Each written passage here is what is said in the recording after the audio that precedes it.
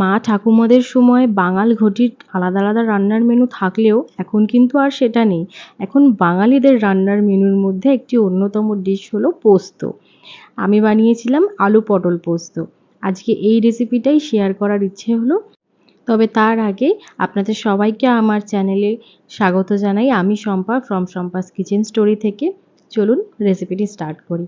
পটল নিয়ে নিয়েছি 8 পিস এবং পটলগুলোকে মাঝখান থেকে এক ভাগে কেটে নিয়েছি আর অল্প খোসা শুদ্ধ রেখে দিয়েছি। পুরো খোসা আমি ফেলিনি, আপনারা চাইলে পুরো খোসাটাও ফেলে রান্না করতে পারেন। এরপরে আলু নিয়েছি প্রায় 4 পিস মতন, মানে পটলের হাফ, এবং লম্বা লম্বা করে কেটে নিয়েছি যাতে ভাজতেও সুবিধা হয় এবং তাড়াতাড়ি সেদ্ধও হয়ে যায়। তারপরে তো আজকের মেন ইনগ্রিডিয়েন্ট পোস্ত। এটা নিয়ে নিয়েছি 4 চামচ। নর্মাল খাওয়ার চামচের 4 চামচ নিয়ে নিয়েছি, টেবিল স্পুন বা টিস্পুনের নয়। সবার প্রথমে পোস্তটাকে আমি ড্রাই গ্রাইন্ড করে নিয়েছি, তার মধ্যে 5-6টা কাঁচা লঙ্কা এবং তার সাথে অল্প জল মিক্স করে ভালো মতন একটা স্মুথ পেস্ট করে নিয়েছি। যদিও অনেকে পোস্তটা একটু গোটা রাখতে পছন্দ করে, তবে আমি সেরকম রাখা পছন্দ করি না, তাই আমি একটু স্মুথ পেস্ট করে নিয়েছি। তারপরে কড়াইতে সর্ষের তেল গরম করে নিয়ে পটলগুলোকে আগে ভেজে নিচ্ছি এক এক করে দিয়ে।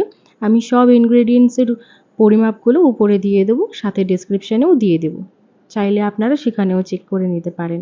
পটলগুলোর মধ্যে অল্প নুন দিয়ে ভালো মতন ভেজে নেব। খুব বেশি লাল করছি না, আমি হালকা লাল হয়ে আসলে পটলগুলোকে এক এক করে তুলে নিচ্ছি। দুদিক থেকে ভেজে নিয়ে তুলে নিচ্ছি। অর্ধেক হয়ে এসেছিলো, যেগুলো বাকি ছিল সেগুলো হতে দিচ্ছি। তারপরে আলুগুলোকেও ভেজে নেব। আলুগুলোকে কড়াইতে দিয়ে দিচ্ছি ওই একই তেলে। যেহেতু পটলে খোসা ছিল সেই জন্য তেলটি একটু কালো হয়ে এসছে, তবে কোনো ব্যাপার নয়। আলুর মধ্যে নুন দিয়ে দিচ্ছি এবং আলুটাকেও হালকা লাল করে ভেজে তুলে নিচ্ছি। তুলে নেওয়ার পর ওই একই তেলে ফোড়নে দিচ্ছি একটা শুকনো লঙ্কা আর অল্প করে কালো জিরে। ভালো করে নাড়িয়ে নিয়ে তারপরে এর মধ্যে অ্যাড করে দেব করে রাখা পোস্তটা। পোস্তর পেস্টটা অ্যাড করে দিয়ে তার মধ্যে অল্প করে জল মিক্স করছি, পোস্তর জলই অ্যাড করছি এবং ভালো করে মিক্স করে নেব।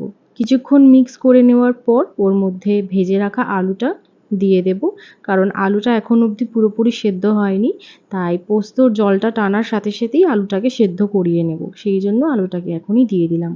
এবং ওর মধ্যে 1 চামচ হলুদ গুঁড়ো অ্যাড করে দেব এবং সবগুলো ভালো মতন মিক্স করে নেব। তারপর কিছুক্ষণ ফুটতে দেবো মিডিয়াম ফ্লেমে।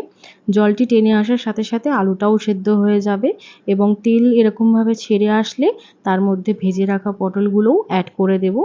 তারপরে অ্যাড করে দেব পরিমাণ মতন জল। আমি ছোট গ্লাসের 1 গ্লাস মতন জল অ্যাড করেছি আর পরিমাণ মতন অল্প নুনও অ্যাড করে নিয়েছি, কারণ শুধু ভাজার সময় নুনটা অ্যাড করেছিলাম, তারপর আর অ্যাড করিনি। এখন এগুলো সব কিছু ভালো মতন মিক্স করে কিছুক্ষণ হাই ফ্লেমে ভালো মতন ফুটিয়ে নেব, যাতে পোস্তর রসটা ভালো মতন পটলের মধ্যে ঢুকে যায়।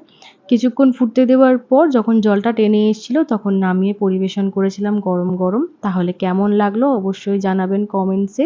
ভিডিওটি লাইক অ্যান্ড শেয়ার করবেন। তাহলে আজ আসবো আবার একটি সময় অন্য একটি নতুন ভিডিওর সাথে। ততক্ষণে ভালো থাকবেন, সুস্থ থাকবেন। বাই।